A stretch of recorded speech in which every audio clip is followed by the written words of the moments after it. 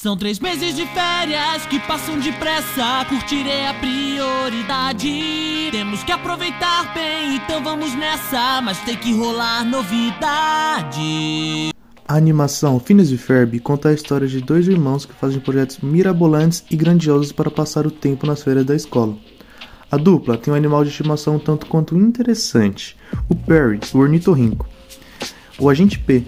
Seu nome científico é Ornitorhynchus anatinus. Esse animal apresenta diversas características diferentes.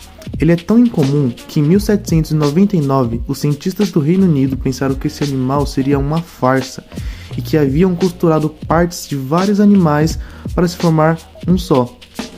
Eles botam ovos, são venenosos, têm patas e bico de pato e cauda semelhante a de um castor, ou seja, é um animal extremamente único. Mas você já parou para pensar o porquê ele tem tantas características de mamíferos e répteis misturadas? Bom, para explicar isso, precisamos falar um pouco sobre a teoria da evolução. Charles Darwin foi um naturalista do século XIX que propôs essa teoria, e um dos pontos principais dela diz que todos os organismos da Terra descendem de um ancestral comum, ou seja, que todos os seres vivos, incluindo a espécie humana e os ornitorrincos, possuem um certo grau de parentesco. Isso pode ser representado como uma grande árvore, que no tronco principal estaria esse ancestral comum a todos os seres vivos. Em seus galhos, espécies distintas que vão se diferenciando e evoluindo. Nessa grande árvore, o jacaré, por exemplo, está aqui, no galho dos répteis. E o ser humano está situado aqui, no dos mamíferos. Mas o ornitorrinco? E é aí que entra a explicação para ele ser um animal tão estranho. O ornitorrinco está bem aqui, no meio desses 2 grandes grupos, sendo um mamífero vivo mais primitivo e tendo como ancestrais próximos os répteis. Por isso, ele pode ser considerado um elo vivo entre os répteis e os mamíferos, o que explica muita coisa sobre esse animal. Embora não pareça, o ornitorrinco é um mamífero, pois possui pelos e glândulas mamárias, além de outras semelhanças. Mas o que os torna tão diferente do seu cachorro, gato ou qualquer outro animal desse grupo? Os ornitorrincos, junto com as equídenas, esse bicho fofinho, formam um grupo mais diferente dos mamíferos, os monotremados, que significa um só buraco, em referência ao único canal que possuem, chamado cloaca, aquele mesmo que as aves e répteis possuem, que serve para a passagem de fezes, urina e também para a reprodução. Eles e as equídenas são os únicos mamíferos que põem ovos, ou seja, são ovíparos, assim como répteis e aves.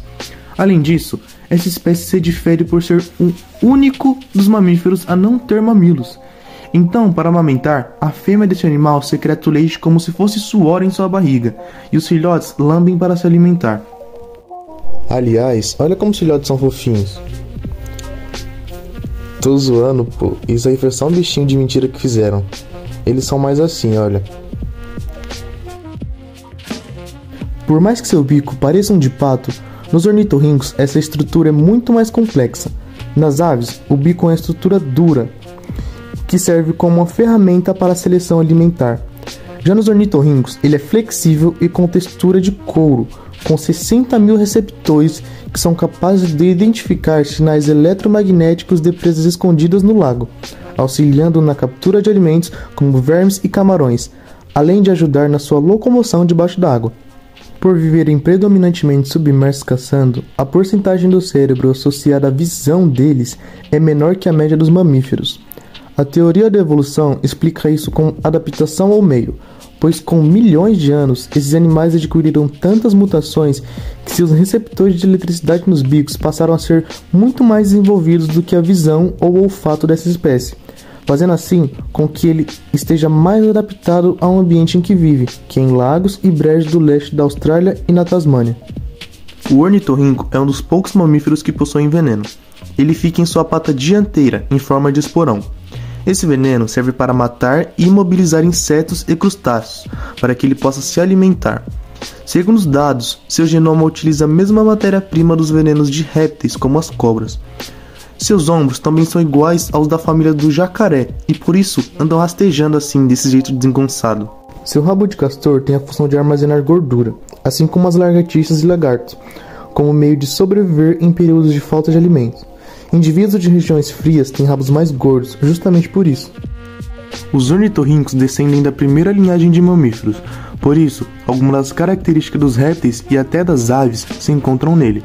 Ou seja, ele é um mix genético de diversas espécies e como ele se apresentou adaptado ao meio que o cercava, a seleção natural fez o seu trabalho.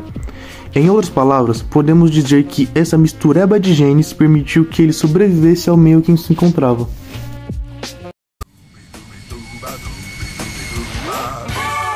Ele é um mamífero aquático e também bota ovos.